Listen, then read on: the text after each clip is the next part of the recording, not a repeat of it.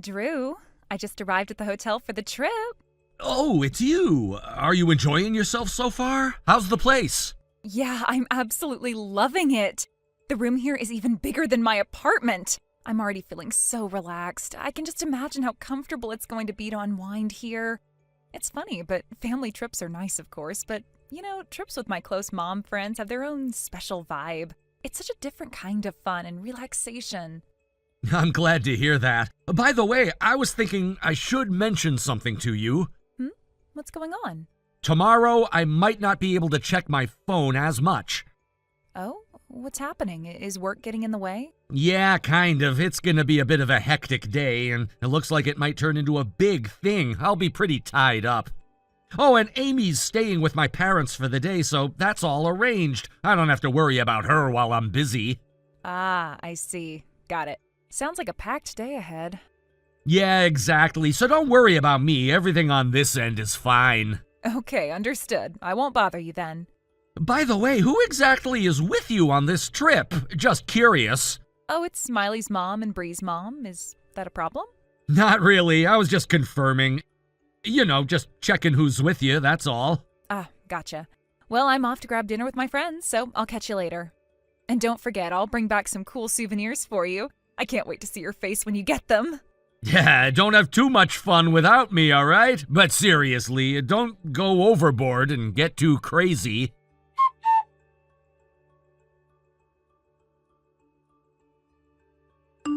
Drew, I'm home. I just got to the station. Welcome back! Sorry it's a little later than I thought. I didn't plan on it taking this long, but I'm really sorry about the delay. By the way, I was wondering, could you come pick me up? I've got a ton of luggage, and it's kind of too much for me to handle on my own. You have that much stuff with you? Yeah, well, you know me. I can't resist buying souvenirs. I kept thinking, oh, this one's perfect, and that one too. Now I've ended up with more than I can carry, and it's kind of a mess. I'm sorry, but I might have had a bit to drink before I realized the time. Wait, seriously? Yeah, it's just this thing I do after a bath, I usually have one drink to unwind. It's just part of my routine, and I didn't think much of it. But then after I had it, I realized, oh no, I might be late. I totally get it. I mean, I ended up running late too, so it's no big deal. You know what? I'll just grab a taxi and head home myself. You don't have to worry about it. Sorry about that. I feel bad, but thanks for understanding.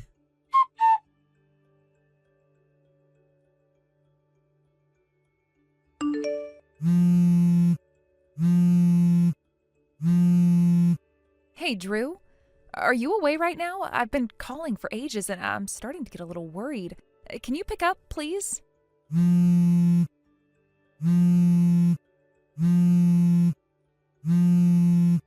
I can't hear the phone ringing from inside the house. Did you put it on silent or set it to vibrate? Is that what's going on right now? I'm starting to wonder if you're just ignoring me. Oh, wait, did you get here? Yeah, I'm here now, but the key, well, it's not fitting into the lock properly. I don't get it. What's going on? Do you think maybe my key's broken or something? It's just stuck. Wait, hold on. I didn't mention this to you, did I? I actually moved yesterday. What? Wait, hold on. You moved? Why didn't you tell me? What do you mean you moved? You remember when I told you about the chaotic big move the day before yesterday? That's what it was. I really didn't get the chance to tell you the full details, but yeah, I moved. Wait. Didn't you tell me you had work to do? You were busy, right?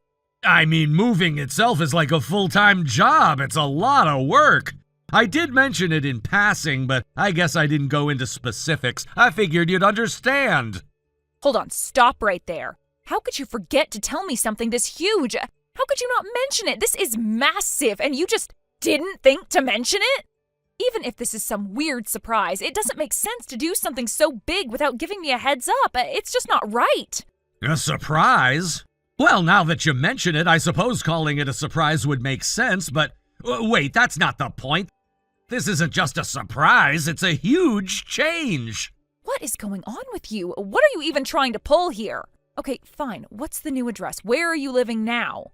Tell me now so I can come to see you. Don't leave me hanging here. I've had enough of this uncertainty. I'm really ready to just rest. No, I'm not gonna tell you. What?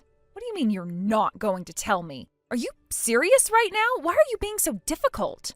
I don't think you're getting it. Wait. No, now I get it. You're hiding something, aren't you? You're seeing someone else. What are you talking about? Are you seriously going to accuse me of something like that? You're cheating on me, aren't you? This whole move, everything you've done, it's all so you can live with her, isn't it? Some woman you've been hiding from me? Why do you always jump to such conclusions? Seriously, where is this coming from?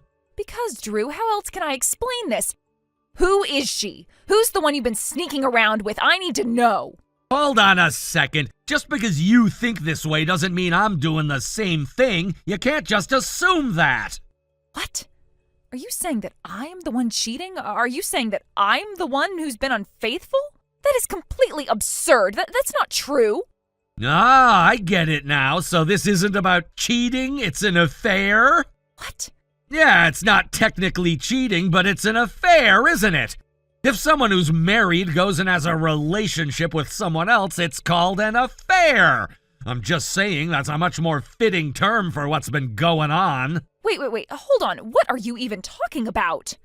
Actually, this trip you went on, it's literally a textbook example of what an affair looks like.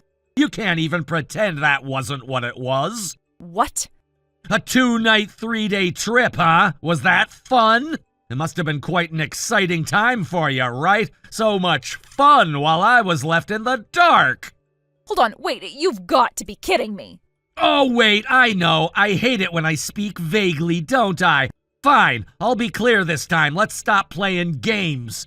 Listen, you've been seeing someone else. Bry's father. That's right, Eleanor's husband.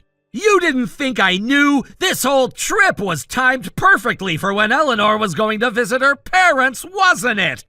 And you brought Miley along, who's also been having an affair with her boss. What a nice little double affair trip you two planned.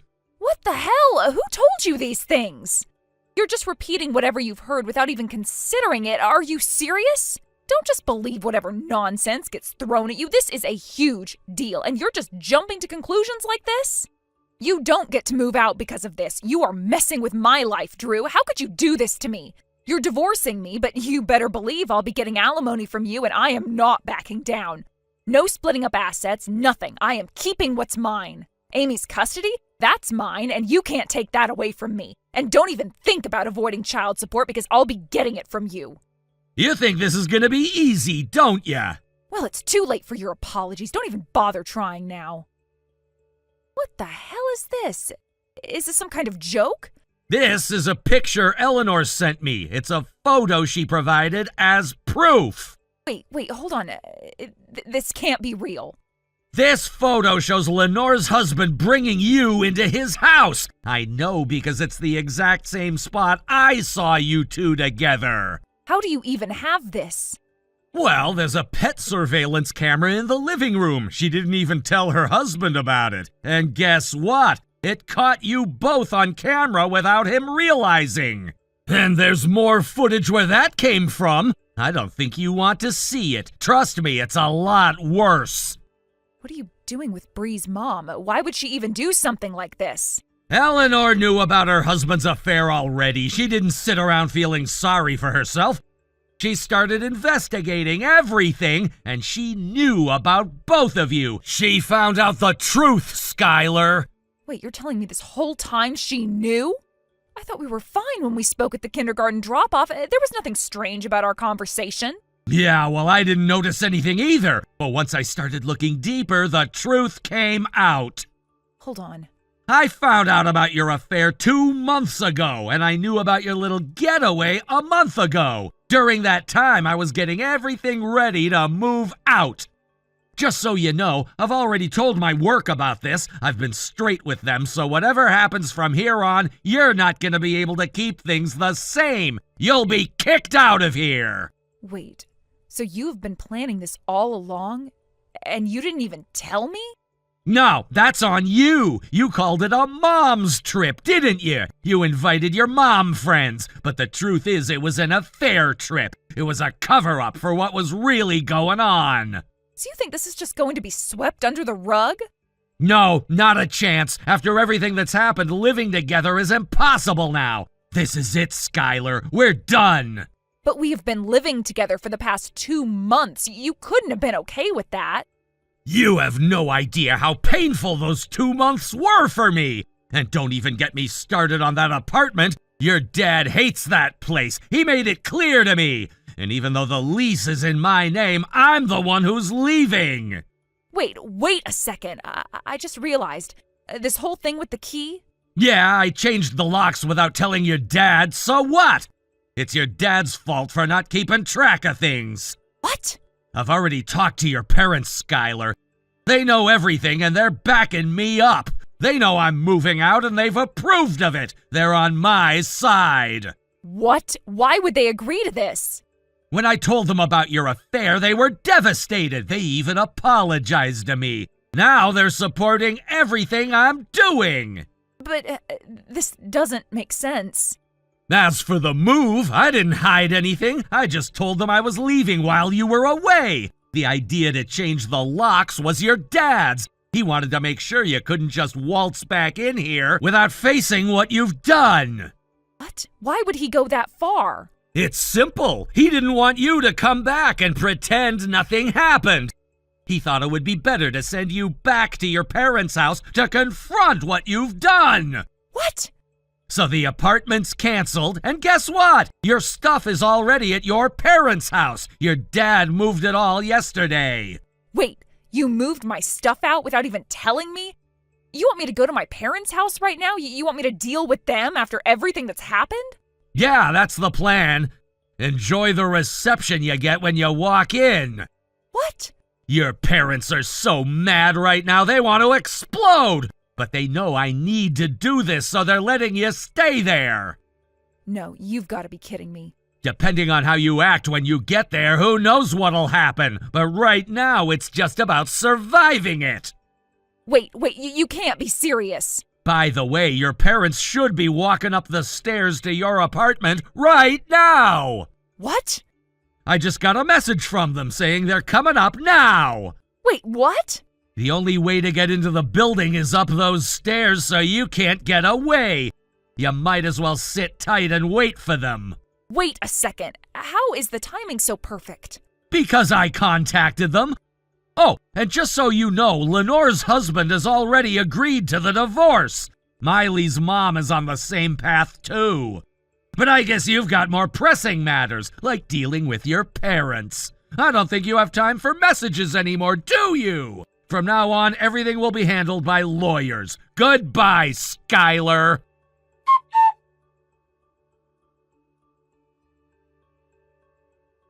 The discussions surrounding our divorce progressed more smoothly than I initially expected. I had prepared myself for a lengthy and contentious battle, especially over the custody of our daughter. But surprisingly, things didn't turn out that way. I thought for sure that custody would become a major point of contention. However, a few unexpected revelations changed the course of the conversation. It was discovered that my ex-wife had frequently left our daughter in the care of Miley's mom, one of her adulterous partners, as well as another individual involved in her affairs. This came to light during the proceedings, and it quickly became apparent that she had been neglecting her parental responsibilities. This revelation became the heart of the issue, and in the end, it led to me being granted full custody of our daughter. In the aftermath, I've made sure to settle near my parents' home so that I can receive their help in raising my daughter. They've been an invaluable support system, especially considering the circumstances. Raising a child on my own isn't easy, but with their assistance, I'm doing my best to provide our daughter with a stable and loving environment.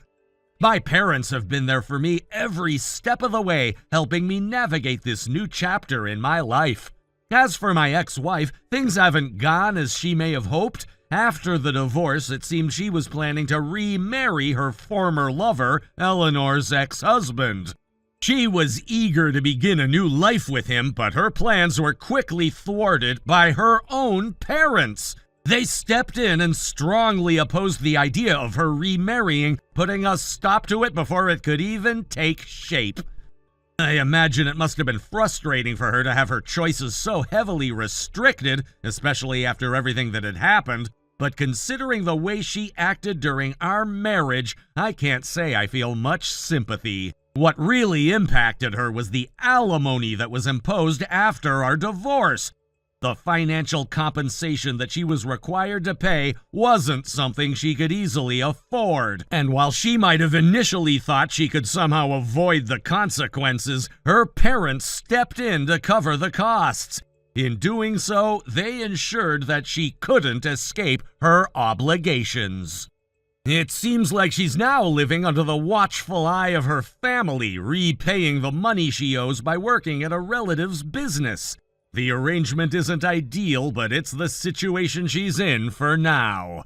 From what I've heard, she's not exactly happy with the restrictions placed on her life, but at least it's giving her the opportunity to pay off her debts and rebuild some semblance of stability. Though I may not have much compassion for her in terms of what she's going through, I can't deny that I feel a sense of satisfaction in knowing that she's facing the consequences of her actions. In the end, things have worked out well for me, at least in terms of custody. I'm focused on being the best father I can be for our daughter, and I know I'm giving her the love and care she needs. It hasn't been easy, but it's the right thing for both of us. As for my ex-wife, it's clear that she'll have to face the fallout from her decisions for some time. Whether or not she can rebuild her life from here is uncertain, but for now, she's tied to her family's expectations and the responsibilities that come with her choices. I've learned a lot throughout this whole process. I've learned that life doesn't always go the way we plan, but sometimes that's for the best. While the divorce wasn't something I ever wanted, I now see that it was necessary for both my well-being and my daughter's. I'm still figuring out the finer details of life as a single parent, but every day brings a little more clarity. I'm working hard to ensure my daughter has everything she needs, and I've come to realize just how much strength I have in me. I can only hope that as she grows older, she'll understand the sacrifices I've made for her and appreciate the stability and love I've worked so hard to create for us both. The future remains uncertain, but for now, I'm focused on doing my best. And that's all I can do. Thank you for watching and listening. We hope you enjoyed the video. Don't forget to like this video and subscribe. Also, feel free to leave a comment about what you thought of the story. We look forward to seeing you at the next story. Sarah, you've decided to go back home? Why? When I was just about to arrive at Mom and Dad's place, did you decide to leave? Don't you think that's a little too rude for us sisters? Are you not even going to at least say hello to your younger sister? I heard that you'd brought your boyfriend over here, right? Could you bring him to see me at least one time, please? Hey, stop trying to ignore me, you ugly loser. You're getting really annoying again, so could you shut up? Who the hell are you calling annoying? Do you think you have the strength to call me that to my face? Maybe you're just pissed at me still because of how ugly you turned out. Now, hurry up and answer your little sister properly. I'm still on the road driving home, but I've pulled over at a gas station to fill up, so I guess I can talk to you now. Well, none of that matters right now. What really matters is talking about that man of yours. I heard that you guys are even engaged now, huh? Why do you think it's okay to not introduce him to your sister and just go home? Because I don't want him meeting you. That's my reason. All you are is a piece of crap sister that calls anyone she ever sees ugly and worse than you are. That's really embarrassing at your age, and it is for me too, so I didn't bother waiting for you to get home.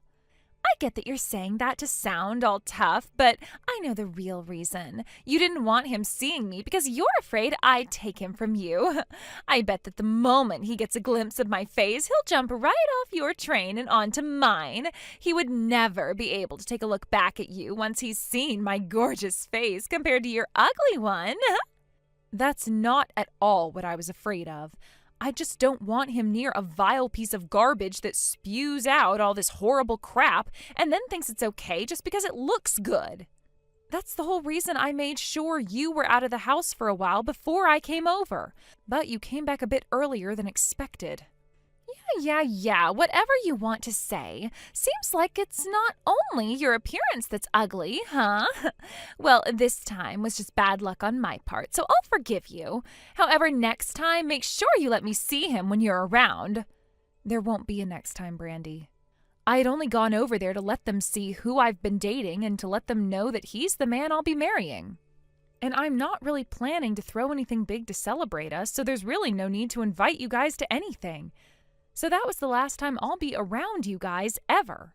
Huh? What the heck? You're not even going to get my permission to marry him before you go?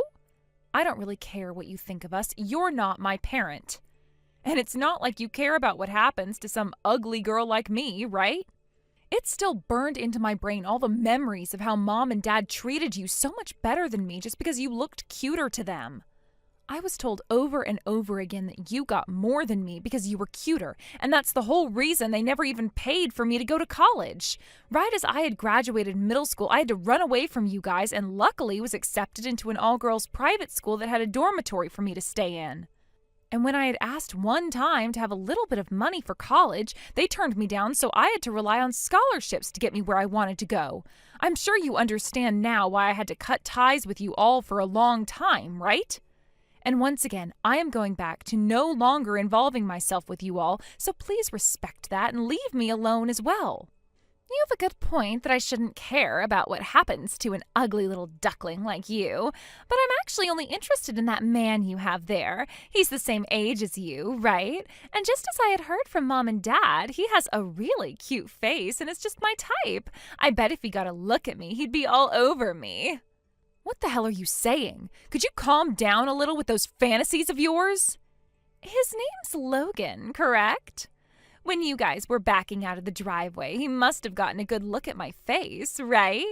I bet that blew him away after looking at your ugly face for the past few years. But aren't I a little too old for him? I bet that he's regretting ever getting engaged with trash like you. I doubt that. And Logan told me that he wasn't interested in you when he got a glance. I think all of that is in your head and in your head only. Or could it be that you're just trying to avoid the inevitable here? Well, he sure is a great-looking man. That face is perfect for me. He graduated from Harvard, right? And is now working for a very large bank, right?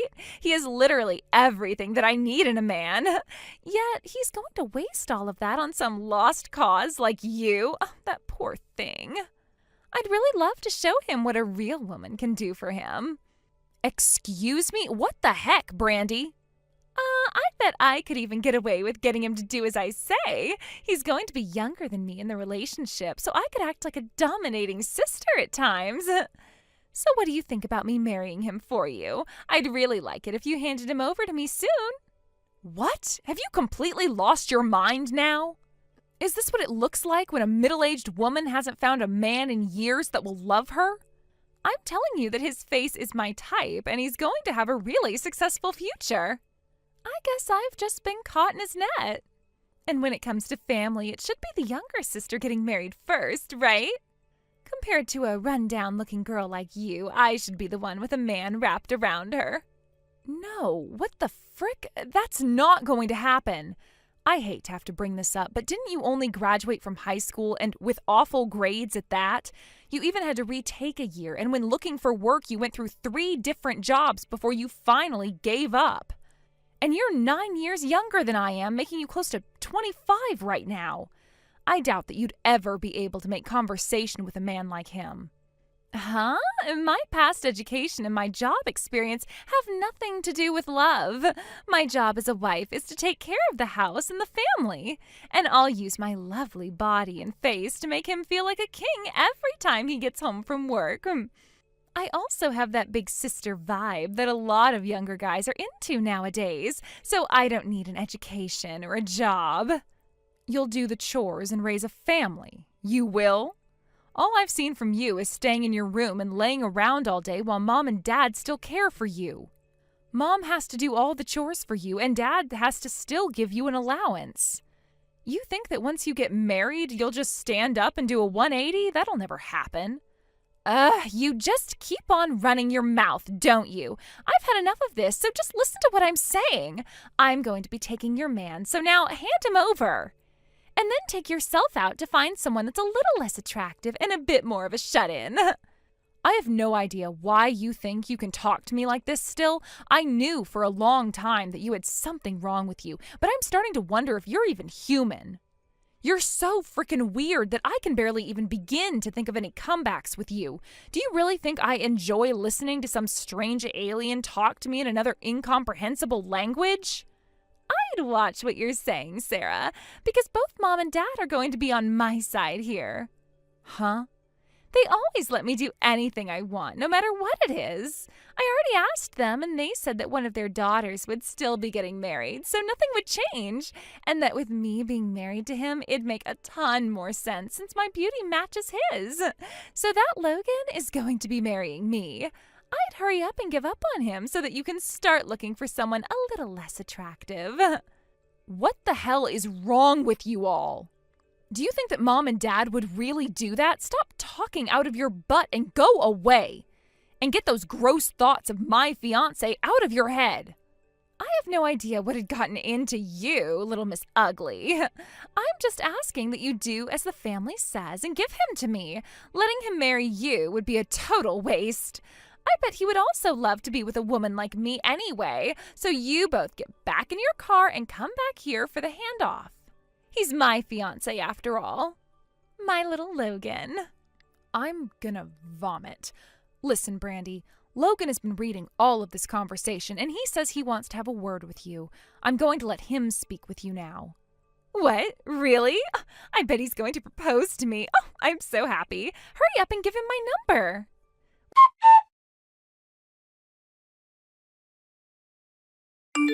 Nice to meet you. I'm glad to be able to marry your younger sister, Sarah, and my name is Logan Bohr. Well, nice to meet you as well. We just got to meet only a little while ago, huh? I'm Sarah's younger sister, Brandy, and I look forward to marrying you. Well, my fiancée is Sarah. You have no relation to me besides being my fiancé's sister, so please stop what you're doing. You don't have to hide your feelings for me anymore. Hey, you can give up on that ugly girl and come and marry me instead. I know that you have an interest in me, right, Logan? I knew by the way you looked at me while backing out of the driveway that you had started to get feelings for me. I suppose this is love at first sight, you and I. I'm not enjoying listening to these jokes. I had only been looking at you to understand who Sarah's sister really was. And about that love at first sight, unlike you, I didn't feel such a thing while looking at you. The person I'm going to marry is Sarah. Are you really all right marrying someone as ugly as her? You don't have to keep our love for each other a secret anymore. If you didn't know, she's always looked that bad ever since she was born. If you marry that kind of a girl, you'll end up with ugly children as well. Unlike what you keep thinking, I don't find Sarah to be ugly in any way. To me, she's a very cute and lovely woman. And since she's the most important person to me, I don't want to hear you talking poorly about her anymore. You have to be joking, calling her cute. Logan, have you really not noticed just how horrible of a person you've been dating? I suppose we'll need to get you a pair of glasses before the wedding, you poor thing. I bet that the moment you put those bad boys on and see my looks compared to hers, your heart will change in an instant. I think you deserve to have a good-looking wife like me, don't you think? And by having a hot-looking wife in your house, your status will go right up. So go get rid of that girl and come back to a beauty like me. I'm sorry. I know that you've been going on and on about how good-looking a person you are and whatnot, but have you taken a good look into a mirror lately? Well, to put this bluntly, and I'm sure this will sound rude and all, but you don't look as good as you hype yourself up to be. I'm sure that has to do with you neglecting your hygiene, right? I've noticed that you have a ton of pimples and blemishes on your face that really stand out. Also, your skin looks to be really oily, and I couldn't help but wonder when the last time you took a good shower was. And, well, I'm not sure what to say here, but from the way you've been treating my fiancé, it seems like you have something mentally wrong with you that needs to be addressed. What? Are you saying I'm hard to look at? Me? That could never be. How rude of you to say something like that to me. I told you I would be blunt. I never meant for any of that to be mean towards you, but since you keep making fun of my fiancé, I had no other choice than to state some very obvious facts about you. Honestly, I'm angry with you, so I had no choice but to tell you off like this. Compared to you, Sarah not only looks better than you, but she has a way better and healthier heart than you do. Really, it's hard to even compare you to someone as amazing as her. Stop screwing around, Logan. Are you seriously going to sit there saying that she looks better than me? How could that possibly be? Maybe I was wrong about you having a hard time seeing and needing glasses. Really, you seem to just be blind to what true beauty is. Well, if that's the case, then I'm fine being blind. At least I still get to love a woman that doesn't have a warped soul, who finds it okay to pick on her little sister and threaten to take her fiancé from her. So I'm glad to be marrying Sarah. Warped? What makes you think I'm that bad of a person? You need to get a grip, Logan. There is no way I could be that kind of a person. Apologize to me. Apologize to me right now. You can't call me any of that. Now come over here and get on your knees and apologize to me. If you don't apologize to me right now, I'm going to disown her. Well, that would be great, actually. She already had to leave that house when she was 13 because you guys never cared for her. And this whole time she had been trying her best to at least let you guys know about her life and me becoming her fiancé. So if you think you have to disown her, well, it'll take a lot of weight off her back and mine. And she's already told you that she no longer wants you guys around her anymore, so this is just perfect. Also, I plan to take great care of Sarah as she becomes a part of my family. So you won't need to worry about how she's doing anymore. What? What is wrong with you? What are you thinking? You'll be stuck living with an ugly witch for the rest of your life, you know, and she's going to be cast out by her family. Why is any of that okay with you? Because unlike you, she is a very beautiful adult that has succeeded in many things on her own. She doesn't even need to rely on a man like me to function and can do all she needs to on her own. And that's what makes me love her so much. So compared to you, she's a perfect woman. What? And as a final note, I have never in my life dreamed of marrying an ugly, unkempt, and unemployed woman. I'm gonna bring the girl of my dreams into my family in a few months, so while I'm busy enjoying my dream come true, go ahead and do whatever you want. And don't you ever show your pimples and oily face around us again. And make sure to let your parents know what I've said here as well for me. Anyway, I hope to never see you again.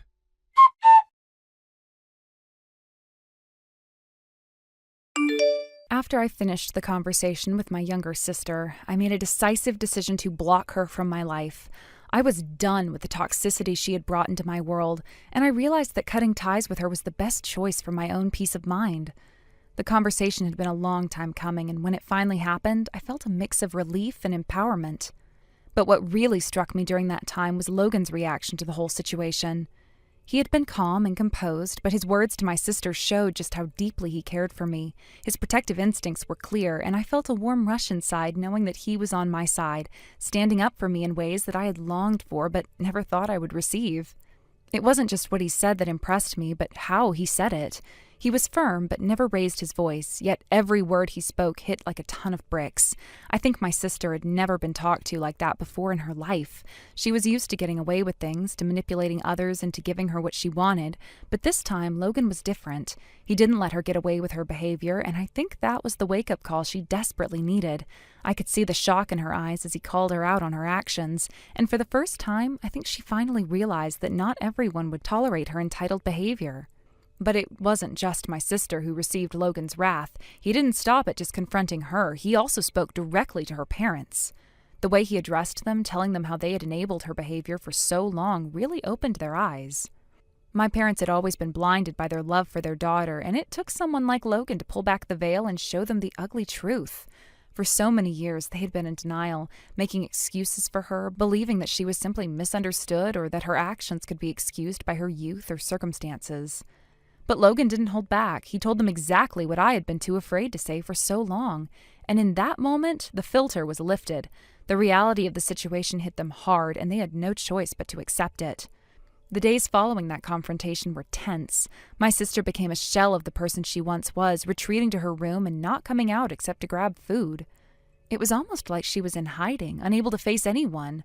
I think, for the first time in her life, she was confronted with the full weight of the consequences of her actions. No longer could she rely on her parents to shield her from the truth, and she was forced to reckon with the person she had become. Her parents, too, had changed. They began to treat her differently, no longer tolerating her entitled attitude.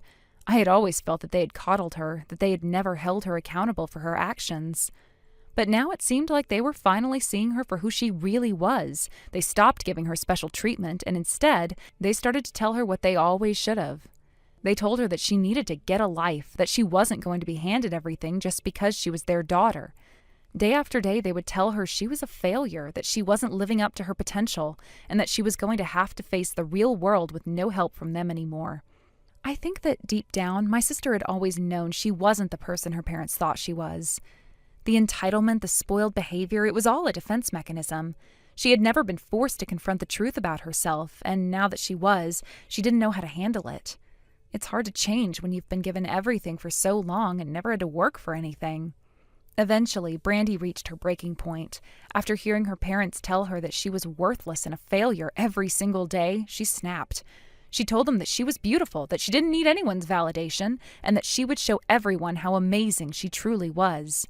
With that, she decided to leave home and try to find a modeling job, convinced that her looks alone would be enough to open doors for her. Unfortunately for Brandy, the world didn't work the way she expected. She visited agency after agency, but each one turned her away. Her looks alone couldn't make up for her lack of self-awareness, her poor attitude, and the arrogance she carried with her. I'm sure when she walked into those agencies, the people behind the desks must have been amused by her confidence. But I can imagine they saw through the facade. It wasn't just the fact that she didn't take care of her health that made her unattractive to others. It was the bitterness and insecurity that radiated from her every time she spoke. Her rotten heart and inability to accept criticism or rejection only made her even more unappealing. It didn't take long for Brandy to realize that her dream of becoming a successful model was never going to happen. After being turned away from every agency, she had nowhere else to turn but back to her parents. But this time, things were different. When she returned to their house, they told her she was no longer welcome. They had finally reached the end of their patience, and they made it clear that they would no longer support her. They told her that she had to face the consequences of her actions and that it was time for her to figure things out on her own. With nowhere else to go, Brandy was forced to leave her parents' home and live on the streets. It was a sobering experience for her, and although I don't take any pleasure in seeing her suffer, I couldn't help but feel that it was something she needed to experience. It was the harsh reality she had been avoiding for so long. For the first time, she had to face the world without the safety net of her parents. Sierra, are you visiting your family again? I've lost count of how many times you've chosen your parents over your responsibilities as Brad's wife. You didn't visit us for Christmas last year, nor for Easter or the 4th of July before that. When exactly do you plan to come here? It's been years since you married Brad, and you haven't visited even once, not even once. What are you thinking? Do you even realize what your responsibilities are as my oldest son's wife? Hello, Natasha. I've mentioned this several times before, but let me reiterate. I only meet you on special occasions, weddings, funerals, and similar events. As far as I know, there haven't been any recent occasions that would necessitate my attendance. So no, I haven't had a reason to visit you guys yet for a while now. That's ridiculous! Just because Brad is stationed overseas doesn't mean you can completely neglect his family. Do you realize how selfish this makes you look? As my oldest son's wife, it is your duty to dedicate yourself to his family, especially his parents. This isn't about what you want, it's about tradition and respect. Are you forgetting why I stopped coming around in the first place? When Brad and I first got married, you immediately started criticizing me. You treated me as if I was some kind of project you could mold into your ideal version of a daughter-in-law. Brad had to step in and tell you to stop, right? Criticizing you? When have I ever done that? I was only trying to teach you the proper conduct of my oldest son's wife is all. Then let me ask you, what exactly does your version of proper conduct entail? Oh my, you mean you still don't know? Fine, since you seem so clueless, I'll explain it again, step by step. 1. An eldest son's wife must never disobey her mother-in-law. 2. An eldest son's wife must wholeheartedly dedicate herself to her husband's family. 3. An eldest son's wife must quit her job and focus entirely on her household. 4. An eldest son's wife must give birth to a male heir and cannot stop having children until she does. 5. An eldest son's wife must live with her in-laws and take care of them with genuine affection. 6. An eldest son's wife must take on all household chores after moving in. 7. An eldest son's wife must sever ties with her birth family and treat her husband's parents as her own. Now, does that clear things up for you? Those 7 points, they're not just unrealistic, they're impossible for me to follow. Excuse me? I'm someone who believes in voicing my opinions. Even if it's with my in-laws, I'll discuss differences of opinion thoroughly. If I see something wrong, I won't hesitate to address it. As for living together, Brad himself said it wouldn't happen. And regarding your retirement plans, Brad told me that you and his father have already decided to handle things independently. It's just something Brad said on his own. The traditional way is for the eldest son's wife to handle these responsibilities. I've been trying to convince Brad to understand that this is how things should be. Tradition or not, the idea that I must quit my job and cut ties with my family just because I married Brad is completely unreasonable. I love my career and I plan to continue working.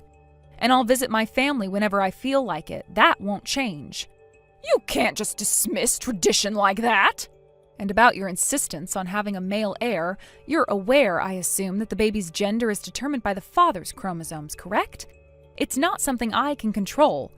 Also, gender selection isn't something amateurs should even consider. It's unrealistic and, frankly, absurd. Sierra, what kind of nonsense are you spouting? If you think you can silence me with these flimsy excuses, you're sorely mistaken. If you consider this nonsense, then what you're saying is nothing short of absurd. Excuse me? It's this unrealistic attitude of yours that makes what you're doing feel like in-law harassment.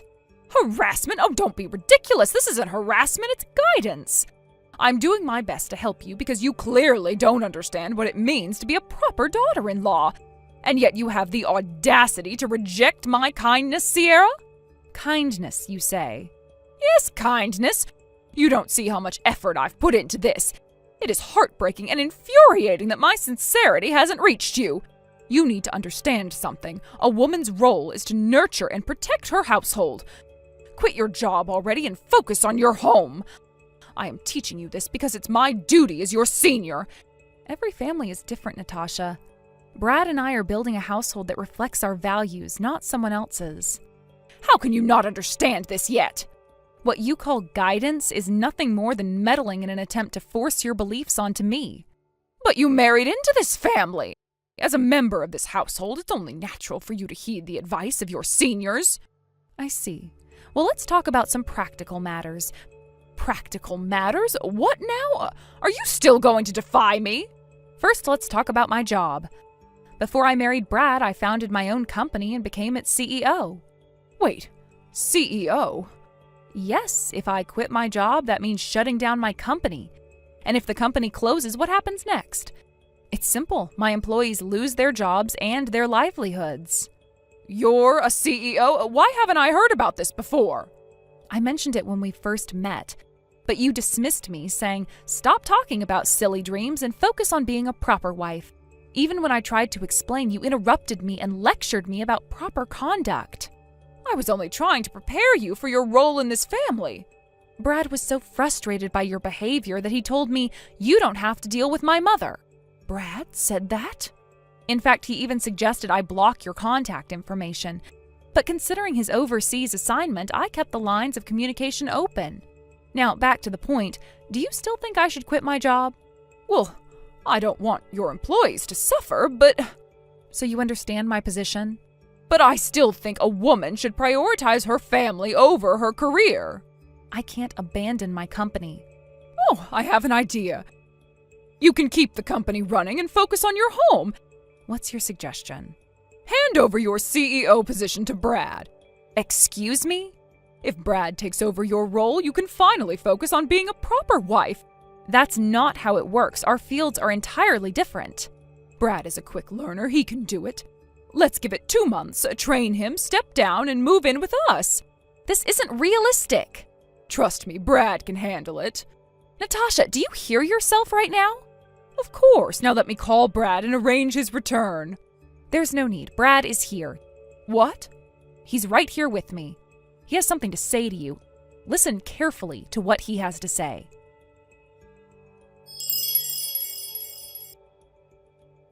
Brad, when did you return to the U.S.? Yesterday. Yesterday? Goodness, why didn't you inform me beforehand? Do you have any idea how shocking it is to find out so suddenly? You could have at least sent me a message. It wasn't planned in advance, Mom. The return was a last-minute decision due to some personnel changes. This time it's just a temporary trip for meetings at the head office.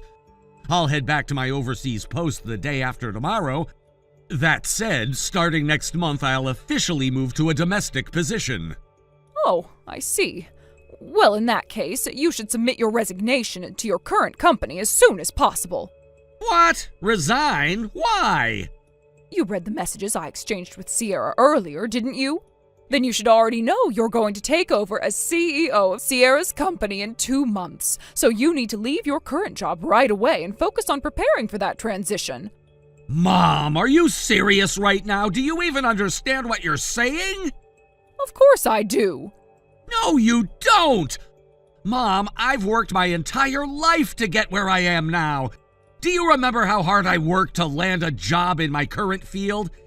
It's not just a job to me. It's something I've been passionate about for years. And now you're telling me to quit without any regard for what this job means to me? But Brad, think about it. You'd be a CEO. That's a once-in-a-lifetime opportunity. You'd earn a much higher income than you do now, and it would provide a sense of financial security for your father and me as we get older. Mom, Dad has already told me he has no intention of relying on us financially. He's planning to move into a retirement home when the time comes, and he doesn't want to be a burden on us. Oh, that's just your father being stubborn. I'll talk to him and convince him otherwise. No, Mom, there's no need for that. I support Dad's decision, and it's something we've both agreed on. What are you saying, Brad? I'm saying I've had enough of your meddling. You've been imposing your outdated views on Sierra from the start without ever listening to her side of things. And now you're trying to involve me in your absurd plan to take over her company? It's beyond unreasonable. Oh, but listen to me. No, Mom, you need to listen for once. Do you even know what kind of business Sierra runs? Well, not exactly. I only found out she was a CEO earlier today. Exactly. You've known her for years now, and yet you've never bothered to understand what she does because you've been too busy dismissing her accomplishments. Let me spell it out for you. Sierra's company operates in a highly specialized field. Most of the employees are skilled professionals with years of training and expertise. Highly specialized? What does that mean? It means her business requires a deep level of knowledge and technical skills. You can't just hand the reins to some random person, especially someone like me who has zero experience in that field. Running her company isn't as simple as you think it is, Mom. But surely, with enough training. No, Mom, it's not something you can just train for in 2 months. Sierra built her company from the ground up, and it's an extension of her skills, her vision, and her leadership. It's not the kind of thing that can be transferred to someone else, especially not on such short notice. Well, what exactly does her company do? I'm not telling you. Knowing you, you'd probably show up at her office and start interfering with her employees. Interfering? I would never! Yes, you would. And Sierra doesn't need that kind of stress right now. She's already dealing with enough thanks to your constant pressure. But Brad, she's the eldest son's wife. She has responsibilities to this family. Responsibilities? Mom, Sierra has gone above and beyond to show you respect, even when you didn't deserve it. She's tolerated your demands and tried to maintain a polite relationship with you, but you've done nothing but criticize her and push her into a mold that doesn't fit who she is. I was only trying to teach her the proper role of a daughter-in-law. No, you weren't. You were trying to control her. And guess what? Sierra isn't the kind of person who'll let herself be controlled. She's strong, independent, and capable. That's why I married her, and that's why she's decided to block your number from now on. Block my number? What are you talking about? The only reason Sierra hadn't blocked you before was because she didn't want to make it difficult for me to stay in touch with you while I was overseas. But now that I'm back, there's no need for her to put up with your nonsense anymore. You can't be serious. She is completely disregarding her role as the eldest son's wife. I won't allow this. Mom, stop. You don't get to allow or disallow anything.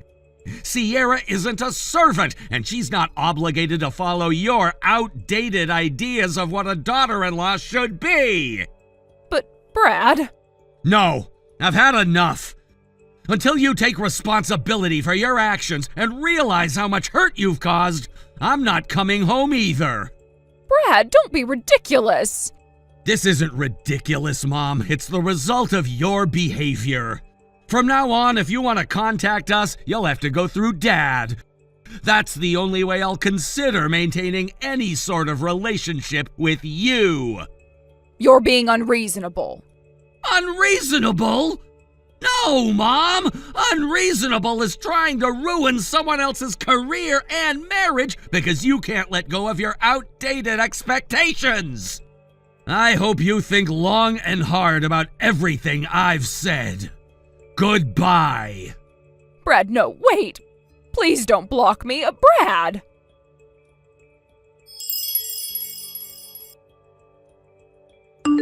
After Brad's report, my mother-in-law was scolded by my father-in-law. However, true to her nature, she refused to change her opinion and remained steadfast in her stance. The truth was, there had been a long-standing disagreement between them regarding how they would handle their retirement years. Their visions for the future had never aligned, and this clash had been brewing for quite some time. It wasn't just a matter of minor differences, it was a deep-seated issue that had caused tension for years. But what happened next, however, was the turning point that neither of them had expected. In the heat of the moment, after a particularly heated argument, my mother-in-law decided to take a drastic step. She had been feeling increasingly unsupported and frustrated, and in a fit of anger, she pulled out a signed divorce form that had been prepared in secret. It was a last-ditch attempt to exert control over the situation, hoping that my father-in-law would change his ways if he were faced with the consequences of a divorce. However, her plan backfired. Instead of begging her to reconsider, my father-in-law took the opportunity to free himself from the years of stress and strife that had defined their relationship. The very next day, he took the signed form to the local government office and submitted it. My mother-in-law, who had been expecting a more dramatic confrontation, was left utterly stunned. What she had intended as a threat had quickly become an irreversible reality. There was no turning back now. She realized that her impulsive decision had effectively ended her marriage, and she was left with nothing but regret. It was a harsh wake-up call for her, and one that she wasn't prepared for. As soon as the divorce was official, the reality of the situation sank in. My mother-in-law had to leave the house where she had lived for so long, no longer able to stay in her marital home. She began scrambling for somewhere to go. It didn't take long for her to decide that her only option was to move in with us, my husband Brad and me. Without consulting us first, she sent over a shipment of her belongings, as though we had already agreed to take her in. This move, while bold, was also incredibly presumptuous. We were caught completely off guard by the unexpected arrival of her possessions. Brad and I stood there in shock as the delivery truck unloaded boxes of her things on our doorstep. There had been no warning, no prior discussion. She simply assumed that we would accommodate her without considering how this would affect our lives. We had our own routine, our own space, and the idea of suddenly opening our home to her felt overwhelming. Brad, ever the problem solver, wasted no time in addressing the situation. Instead of confronting his mother directly, he reached out to her older brother, the only remaining relative who might be able to offer any assistance. Brad explained the situation, outlining the difficulties of housing his mother and the implications for our family. His uncle, who had been dealing with his sister's behavior for years, wasn't particularly surprised by her actions. He was familiar with her stubbornness and understood the challenges she presented. However, he agreed to help. Brad arranged for the shipment of my mother-in-law's belongings to be redirected to her brother's house. The items were rerouted and the situation was resolved without much drama. But just as we thought the matter was settled, my mother-in-law arrived at our doorstep completely unannounced. It was as if she expected us to simply accept her into our home without any discussion. Brad, who had prepared himself for this possibility, calmly and firmly explained the situation to his mother. He told her that we were not in a position to take her in and that her belongings had already been sent to her brother's home. My mother-in-law was taken aback by this response. She'd clearly expected a warm welcome, but instead she found herself being turned away. It wasn't the outcome she had hoped for, and she was visibly upset. To avoid further conflict, Brad's uncle came over to personally escort my mother-in-law back to his home. It was a somewhat awkward and uncomfortable moment, but ultimately it was the best solution for everyone involved. We didn't want to completely shut her out, but we also needed to establish boundaries and protect our own family life. Now my mother-in-law lives at her brother's home, which has already passed into the hands of the next generation. The home is no longer truly hers. It now belongs to her nephew, and she occupies a small, isolated corner of the house. Her once commanding presence is diminished, and she now lives in a much more modest and humble situation. It's a far cry from the life that she once had, and I'm sure it's difficult for her to adjust to this new reality. Brad's uncle has said that she spends most of her time quietly, keeping to herself. She doesn't want to draw attention to her situation, and she seems to avoid conflict at all costs. But there's no denying that her life has dramatically changed.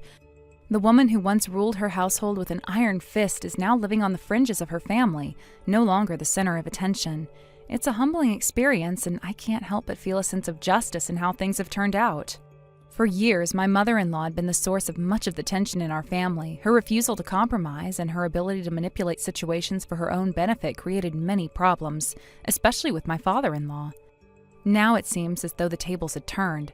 She was the one facing the consequences of her actions. While I do feel some sympathy for her, there's also a sense of satisfaction in knowing that her behavior is finally caught up with her. Looking back, it's clear that my mother-in-law's life has been shaped by her refusal to bend or adjust to the needs of others. She's always been quick to judge and criticize, but now she's on the receiving end of the same treatment. It's a difficult lesson, but one that could potentially help her grow and change. Time will tell whether she learns from this experience or continues down the same path of self-centeredness and pride. As for Brad and me, this situation has taught us some valuable lessons about boundaries and family dynamics. We've learned that it's important to stand firm in our decisions, even when it's uncomfortable. We've also learned that we cannot sacrifice our own happiness and well-being for the sake of others who are unwilling to change or respect our limits. Our home is our sanctuary, and we must protect it from outside influences that seek to disrupt our peace. Moving forward, I hope that my mother-in-law can use this time to reflect on her life and the choices she's made. She has the opportunity to reinvent herself, but only if she's willing to let go of her past behaviors. It's not an easy path, but it's the only one that will lead to any sort of redemption. Whether or not she takes that path remains to be seen. For now, Brad and I are focused on our own future, one that is free from the drama and tension that has so often plagued our family. We've built a life together, and we intend to protect that life. We've learned how to set boundaries and how to deal with difficult family situations in a way that preserves our own happiness. In the end, life has a way of evening the score. My mother-in-law's story is a reminder that actions have consequences, and sometimes the things we do come back to haunt us. While it's hard to watch anyone go through a difficult time, it's also important to remember that we all reap what we sow. My mother-in-law's downfall was a direct result of her own choices, and now she must live with the consequences. Brad and I are moving forward with our lives, undeterred by the challenges that have come our way. Our relationship has grown much stronger through adversity, and we've learned the importance of staying true to ourselves. This experience has taught us that no matter what happens, we must always prioritize our own happiness and well-being. This experience opened my eyes to how important it is to be firm in our decisions, even when it feels uncomfortable or difficult. For a long time, I feel like I've had to accommodate everyone, especially family. But now I understand that in order to protect what Brad and I have built together, we must prioritize our needs. After all, we're the ones living our lives, and we can't let anyone disrupt the happiness we've worked so hard to achieve. As for my mother-in-law, I can't say I feel much sympathy for her anymore. Yes, I acknowledge that she's going through a difficult time, but her own actions have led her to this point. She spent so many years controlling situations and the people around her that it's no surprise that eventually everything started to unravel. Her world has been turned upside down, and now she must face the consequences of her own behavior. But as hard as it is to say, it's the only way she might learn. Brad and I are now stronger, more united than ever. We've learned that sometimes to move forward, you need to let go of the toxic elements in your life, even if they are family. It's a hard truth, but one that's been necessary for us. We're no longer afraid of confrontation, and we know that we must protect the life that we've built together. In the end, my mother-in-law's story is a lesson for everyone. Actions have consequences, and sometimes those consequences are inevitable. We can only hope that, in time, she learns to reflect on her past and make better choices for her future. Thank you for watching and listening. We hope you enjoyed the video. Don't forget to like this video and subscribe. Also, feel free to leave a comment about what you thought of the story. We look forward to seeing you at the next story. Hey, Matt, your business trip started today, right? Yeah, that's right. Just like I mentioned this morning, I'll be away for 2 nights and 3 days starting today. I wrapped up my work at the company in the morning and then left right after lunch to catch my flight. Got it. So everything seems like it's on track with no changes in the plan, right? Yep, that's right. No changes so far. Wait a second. What's up with you today? You don't usually ask me about my schedule like this. You're being extra curious today. Well, it's just that I'm also going on a trip starting today, so I figured it would be a good idea for both of us to keep track of each other's plans, just to be on the safe side. Oh, I see now. So you're going on a trip with Miley from Virginia, huh? Yep, that's right. Just like you, it's a 2-night, 3-day trip, and there are no changes in the schedule. Got it. So everything's set for both of us then. But, I feel kind of guilty. I feel like I'm the one just going off to enjoy myself while you're stuck working and staying away for business. Oh, come on, don't feel bad about it. It's not like that at all. Business trips can actually be a bit of a break, believe it or not. Really? I wouldn't think of it as a break. I thought they were all about work.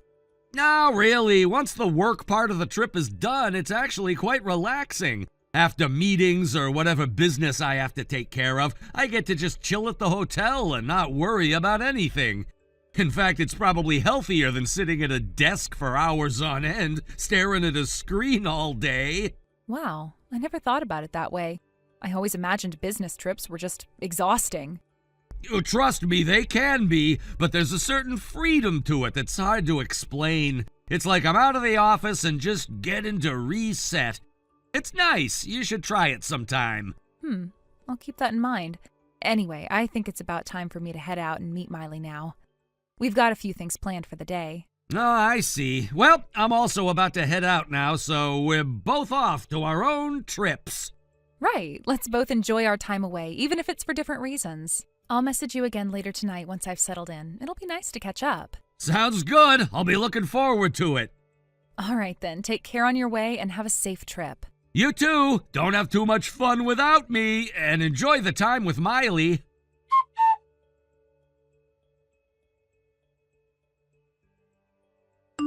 Matt, how's it going on your side? I just finished work and checked into the hotel for my business trip. Man, I'm exhausted. So tired. Work can really drain you, huh? Yeah, it really does. What kind of work did you have today? Just a normal business negotiation. I can't go into too much detail since it's about company matters, but we were finalizing details with the other party about the next contract renewal. Oh, wow. You traveled all the way there just to handle a contract renewal? That's pretty intense. Well, this is with one of the most important clients for our company, so it's kind of a must. It's also a bit of a courtesy call, you know? Got it. By the way, your company seems pretty generous. Huh? I mean, allowing one employee to stay in a suite that cost hundreds of dollars per night for a business trip? No, that's not how it is at all. Sure, in big cities or tourist destinations, it's okay if the price is a bit higher. But even then, it's usually around $100. The trip isn't to a big city or tourist spot, so the prices are pretty reasonable. So you're saying New York City isn't a big city or a tourist spot? Wait, what? Actually, I just checked into the hotel where you're staying for your business trip. What? But you were supposed to be traveling with Miley. Yeah, Miley and I are here on a sightseeing trip in New York. Wait a second! But you were talking about looking forward to the outdoor bath, right? Wasn't your trip supposed to be to a hot spring resort? Oh, that. We're planning to stop by a ski resort on the way back, which has an outdoor bath. I was talking about the outdoor bath there. Are you serious? So, I guess you figured out what's really going on now, right? What? What do you mean? Whether you're genuinely clueless or just pretending not to know, let me clarify. Amy Jackson. What? She's your business trip companion, right? But wait, why are two people of the opposite gender staying in the same room for a business trip?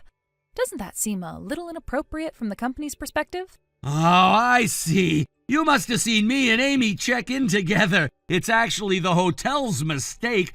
The suite room mix-up is their fault, too. They were supposed to prepare another room for us, but I haven't heard back from the front desk yet. Something's weird, huh? Even if you call the front desk now, it won't help. No, really, it's true. There's no reason to think anything shady is going on. The hotel made a mistake, but that's it.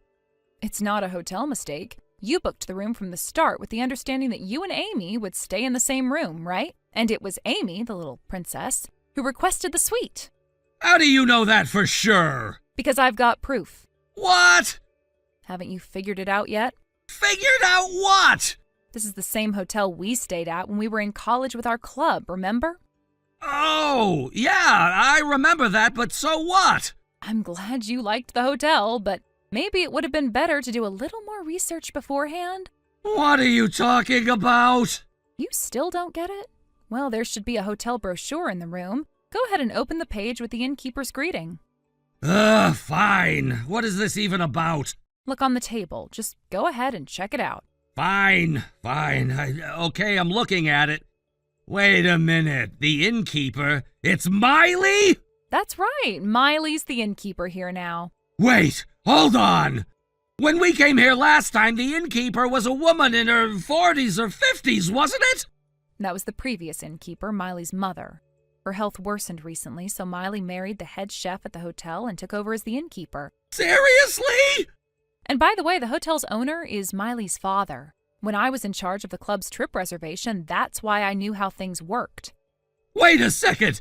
Does this mean that the reason we got free dessert and drinks back then? Yep, that was a gesture from Miley's father. Now, let's get to the current situation. When you booked the twin suite for your stay, it was Miley who handled your call. Wait, seriously? At the time, she was in work mode, so she avoided personal topics, but you were on the phone saying, "We'll be staying as a married couple." So Miley must have assumed you were coming with your wife. She even reached out personally to recommend some spots. When she found out what was really going on, your affair came to light, and, well, here we are. No way! So let's continue. Amy, your affair partner, is the only daughter of one of the company's executives, right? What? You looked that up too? Well, of course, since my husband is having an affair, it's only natural I'd find out everything. So it's all out in the open now? That's right. So what are you going to do about it? I don't care. I love Amy. So just divorce me already. That was fast, huh? Say what you want. Amy's beautiful, elegant, and pure. Most importantly, she's the daughter of the company president. She's way better than you. Now that you mention it, you've always liked the elegant, refined characters in games and movies, haven't you? Yeah, that's true. Amy is like a real-life version of the ideal, refined woman I've always dreamed of. I see. Well, let me get back to the point. I do want a divorce, but just to make sure you're aware, you know you'll be the one paying alimony, right? Of course. Well, then I'll be asking for it, and I'm assuming you've got the money to pay? Well, of course. Like I've said, Amy's the daughter of a company president, and she's the only child, so if we get married, I'll become the next president. This company's way bigger than the one I'm working at now, so paying alimony will be no problem at all. It's like I'm hitting the jackpot. I'm gonna be living the dream just like those stories in games and movies. This is my lucky break. I can't let it slip away. Wait a second. Do you not know? Not know what? The heir to that company is actually their nephew. What? Yeah, it seems he's already set to take over as president next year. What? Nephew? Yep. And by the way, Amy already has a fiancé and there are multiple men courting her. You're just one of her playthings. What? You're lying, right? This can't be true! Oh, you didn't know all this, huh? How cute. Wait, does this mean I can't become president? Well, that's right. But I don't think you should be shocked about that right now. Wait, there's more! Amy's father is furious about your affair with his daughter. He actually called your company and canceled the business relationship. What? He said, I refuse to do business with a company that has such irresponsible employees. No way! That's company confidential! There's no way they could leak that! So you must have no idea what you're talking about! You're just making up stories! Well, you see, we're here now. Amy's father is right here with us. What? I had already planned to confront you with the affair, and when I told him about it, he insisted on coming to finalize things here today. Oh, don't bother calling. We're staying in the room next door. What? Well, let's move to your room to talk. We'll bring in the lawyer, too, and settle this face to face.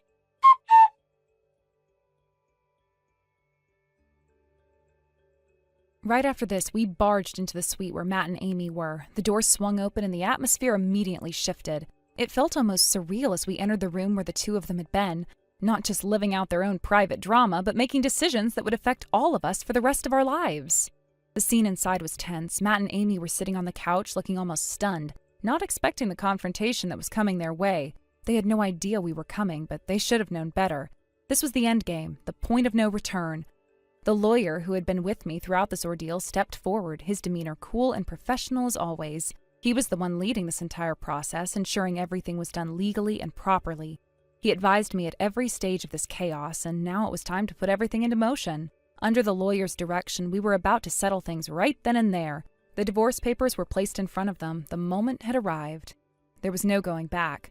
Matt's face, already pale from the overwhelming realization of what he had done, grew even paler as the papers were pushed toward him.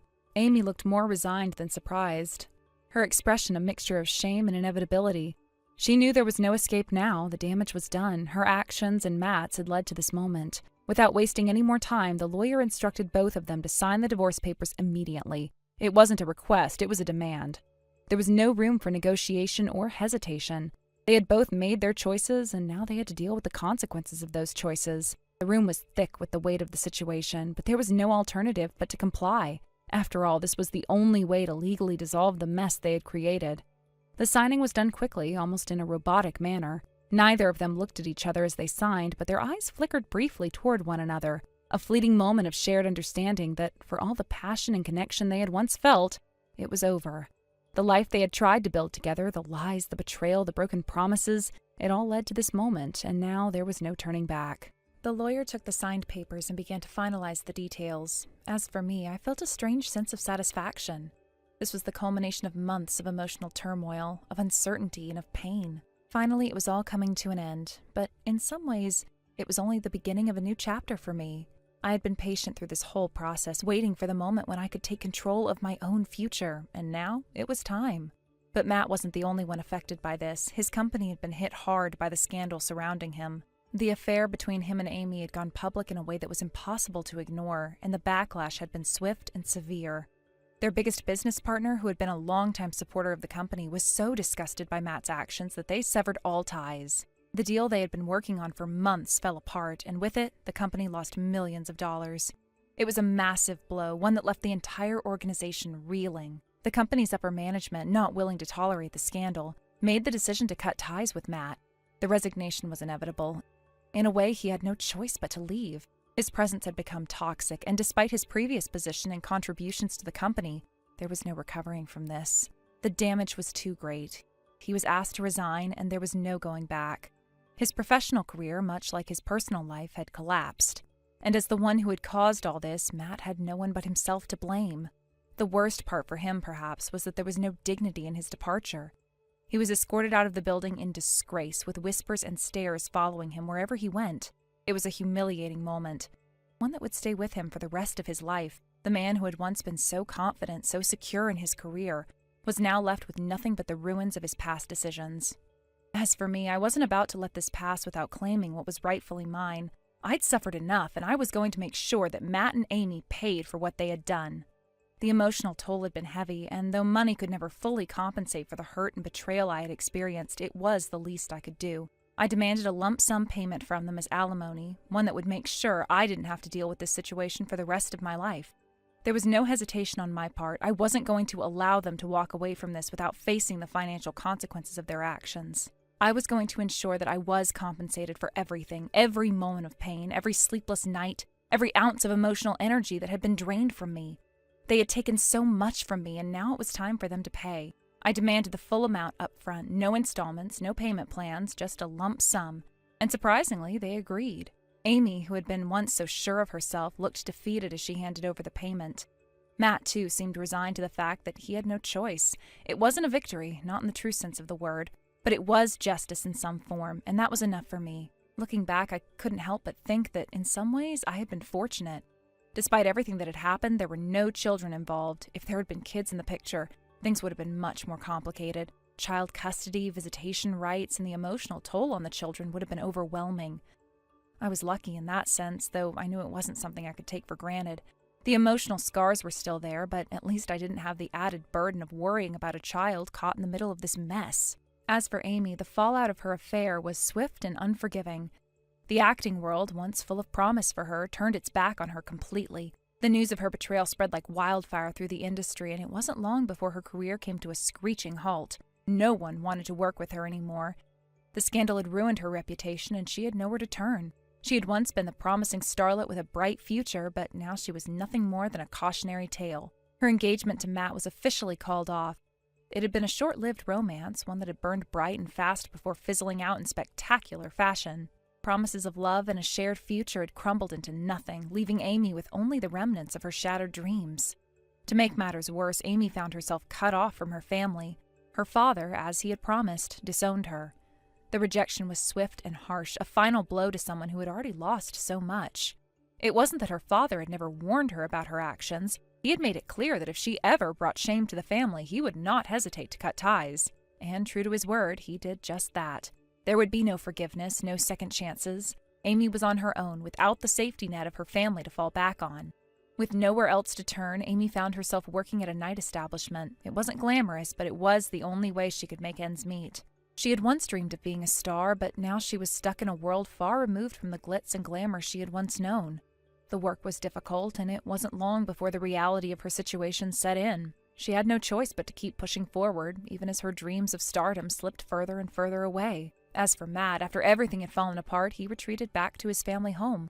But instead of picking up the pieces of his life and trying to rebuild, he chose to hide away from the world. He locked himself in his room, isolating himself from everyone and everything. It was as if he had given up. There was no effort to find a new job, no effort to move forward in any meaningful way. Instead, Matt became obsessed with anime and video games. It was as if these fictional worlds were the only thing that could give him solace. He threw himself into these virtual realms, living out romantic fantasies with two-dimensional characters. It was strange, almost pathetic, to see a man who had once had everything retreat into a world of escapism. He seemed to find more comfort in these imaginary relationships than in confronting the harsh reality of his own life. Thank you for watching and listening. We hope you enjoyed the video. Don't forget to like this video and subscribe. Also, feel free to leave a comment about what you thought of the story. We look forward to seeing you at the next story. Thank you for watching. Please subscribe and hit the like button. See you next time.